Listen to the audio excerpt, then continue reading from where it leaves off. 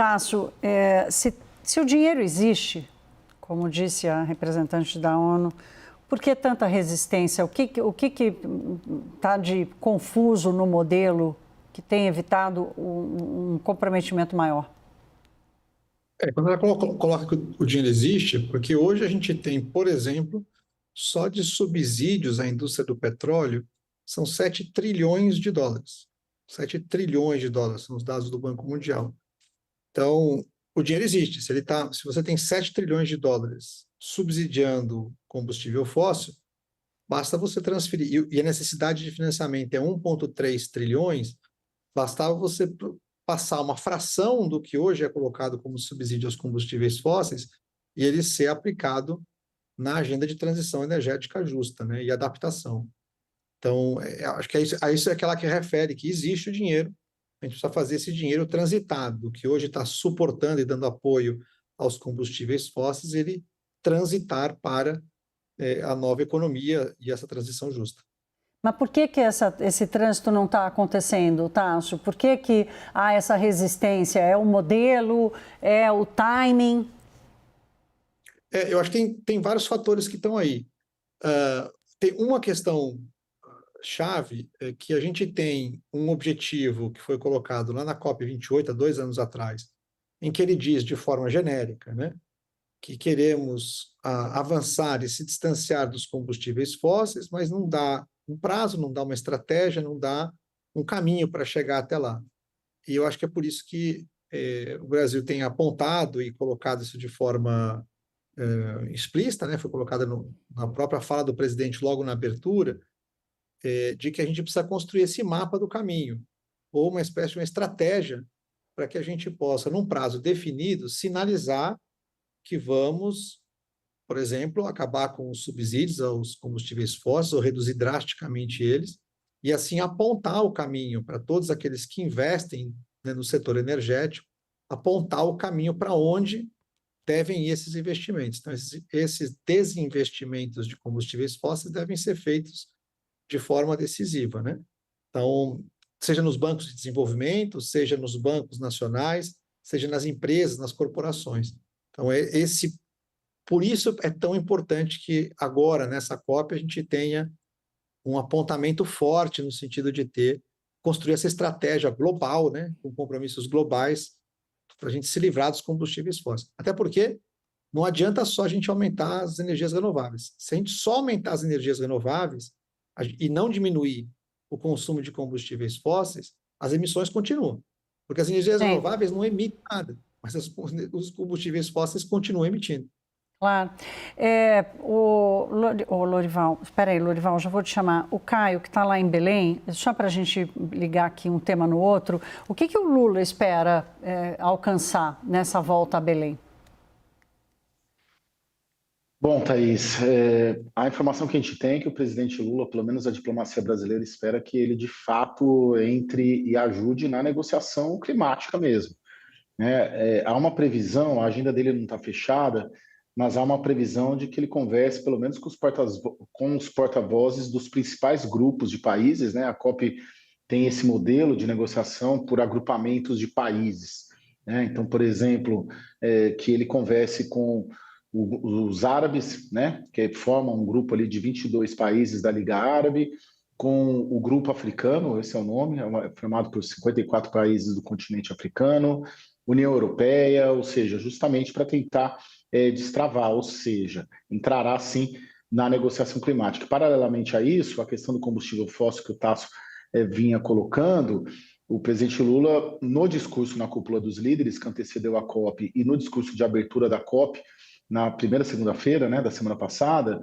ele cita o mapa do caminho, a necessidade de dar seguimento a esse artigo vago, né, que o Tasso coloca da COP de Dubai, para que haja um mapa do caminho para o fim do combustível fóssil. Então, o presidente Lula também vai tentar, de alguma maneira, ver o que é possível sair e defender essa ideia aqui em Belém, nessa visita dele quarta-feira. Ele está vendo ali também a Colômbia, está fazendo um movimento paralelo a esse, de tentar criar uma carta de Belém com assinaturas para levar de países que defendam um tratado de não proliferação de combustíveis fósseis. Então, tem várias iniciativas nesse sentido aqui, mas a informação que nós temos é essa: entra na negociação climática com representantes desses blocos de países e também entra nessa questão do mapa do fim do combustível fóssil.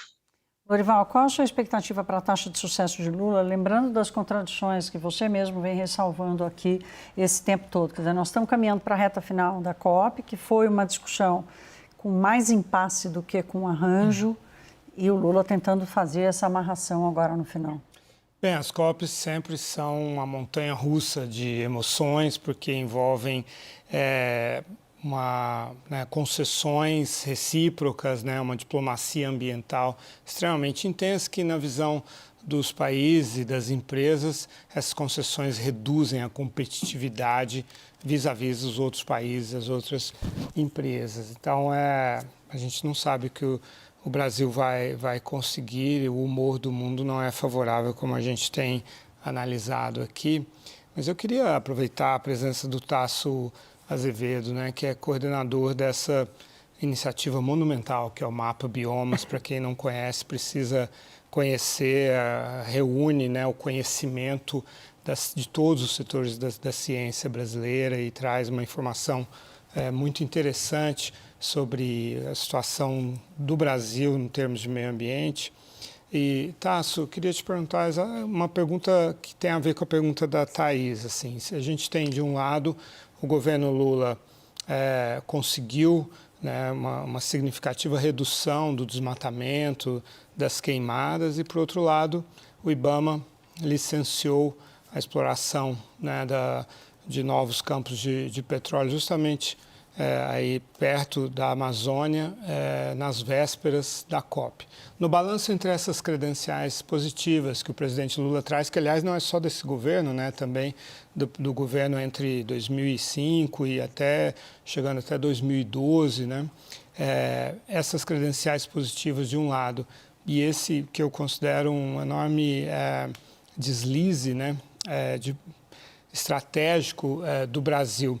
Como é que você acha que os outros países estão encarando o governo brasileiro como o líder dessa COP e como está a capacidade dele de articular essas concessões recíprocas? Isso é um pouco curioso, mas assim, o Brasil obviamente chega numa posição muito favorável em relação a outros países, porque as maiores reduções de emissões de gases de efeito estufa nos últimos anos em todo o mundo aconteceram no Brasil por conta da redução do desmatamento.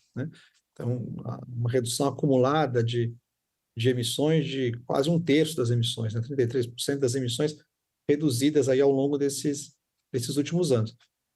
A questão do petróleo, ali na margem equatorial, foi uma autorização para poder fazer a pesquisa, as perfurações de pesquisa, e daqui a alguns anos isso vai se transformar, ou pode se transformar em produção.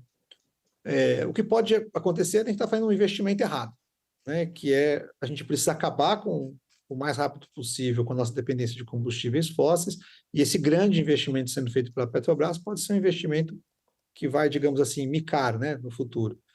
Mas eu acho que isso é meio esquisito, mas isso, de alguma forma, ele credencia o Brasil a ser um país que pode propor de forma contundente a gente ter um mapa do caminho para acabar com a dependência dos combustíveis fósseis.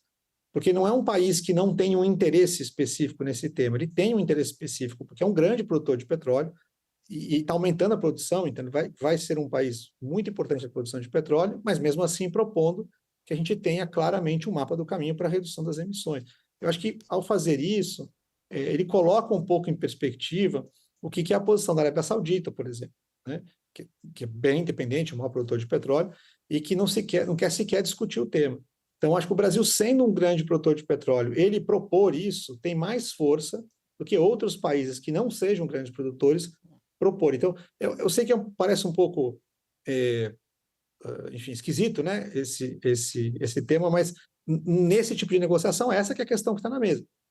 Se entende que o Brasil, ao propor isso, é um país que tem um interesse no tema, mas mesmo assim está se propondo a ter esse mapa do caminho. Eu acho que isso, neste momento, não interfere negativamente. Daniel está pedindo a palavra, Daniel? Tasso, a propósito disso, justamente, desse mapa do caminho para o distanciamento, para implementar aquela decisão, aquele aceno da COP28 de fazer o transitioning away dos combustíveis fósseis, onde você e o Caio, também aí em Belém, percebem que estão os principais focos de resistência a se adotar uma medida assim na COP30? É a Arábia Saudita, que você mencionou, ou tem um apoio mais difuso, mais amplo, que possa dificultar a intenção brasileira de colocar esse tema na mesa? Olha, quem diz explicitamente que não é a Arábia Saudita. A Arábia Saudita está numa posição de travar que se discuta o tema. Basicamente é isso, mas sempre foi assim, e tá na COP28 também foi assim, e ao final da COP28, né, você chegou naquela condição de poder, e, inclusive na COP28, isso foi possível, porque quem estava liderando a COP também era um grande produtor de petróleo, né? A COP foi realizada ali em Dubai. Então, eu acho que aqui é uma outra condição parecida. Eu acho que a questão todo mundo sabe o posicionamento da Arábia Saudita, é legítimo, no caso deles, mas o que a gente precisa ter são outros países apoiando essa ideia do mapa do caminho. Então, a gente já teve sinais importantes, né? O primeiro-ministro alemão falou isso explicitamente, né? O ministro, inclusive, já falou isso, o ministro de Meio Ambiente também, de que a Alemanha apoiará qualquer proposta que venha no sentido da gente colocar em prática um programa para acabar com a dependência de combustíveis fósseis. A mesma coisa aconteceu com a Dinamarca, a Comunidade Europeia também, de certa forma, se posiciona dessa maneira. Por outro lado, a gente tem outros países que, digamos assim, seguem por onde a Arábia Saudita for, e tem dado sinais de que não gostariam de ver tão cedo um plano específico como esse, como aparentemente aconteceu com o caso da Índia. Mas eu acho que são casos, tanto a Índia quanto a China, em que eles são mais maleáveis, com a possibilidade de preparar o plano, né, esse mapa do caminho, desde que ele não seja algo que imponha metas específicas para os países que estejam além, né, do que está previsto nas NDCs, que são os compromissos nacionais. E eu acho que a proposta que o Brasil está colocando na mesa, se eu entendi bem o que tá sendo colocado na mesa, não é a ideia de você ter aqui em Belém essa estratégia definida, mas é definir um mandato para que num prazo talvez de 2, 3 anos ou por aí, a gente possa ter um grupo, um caminho de montar essa estratégia que seria aprovada daqui 2 anos, né? Da mesma forma como foi construído o Acordo de Paris. O Acordo de Paris, houve um grupo que por 2 anos trabalhou para construir aquilo que virou o Acordo de Paris. E esse grupo foi definido 2 anos antes. Acho que a mesma coisa pode ser feita aqui em Belém, e seria um resultado estupendo se a gente pudesse definir esse mandato de criar essa estratégia para a transição justa, né, além dos combustíveis fósseis, e isso pudesse ser, enfim, instalar um grupo de trabalho com objetivos bem claros e entregar isso daqui 2 anos seria muito, muito bom.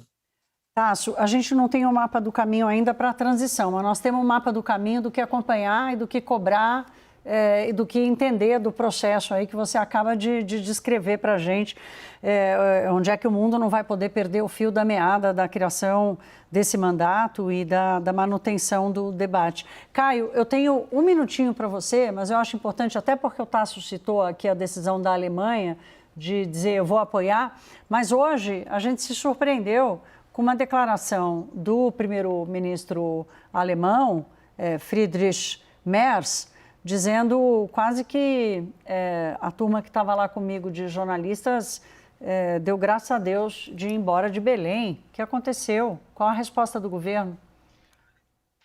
Bom, o governo achou uma resposta. Eu vi coisa pior, assim, que eu não posso falar, mas, assim, no primeiro momento, assim, achando inacreditável, achando arrogância, achando que ele deveria, né, os diplomatas e gente do governo, tanto aqui em Belém quanto em Brasília, achando que era o melhor caminho não responder a ele, em termos de Brasil, mas que caberia a ele se manifestar dos motivos da crítica. Mas em nível regional, local, houve uma manifestação aqui tanto do governador Helder Barbalho quanto do prefeito de Belém, mais contundente nesse sentido. Mas o Brasil não quer deixar levantar essa bola justamente para não contaminar, para não trazer a carta da ONU oficial com críticas da semana passada à baila, para não contaminar a visita do presidente Lula na quarta e para não criar um tensionamento diplomático com a Alemanha no momento em que há negociações diplomáticas em curso com 196 delegações aqui em Belém.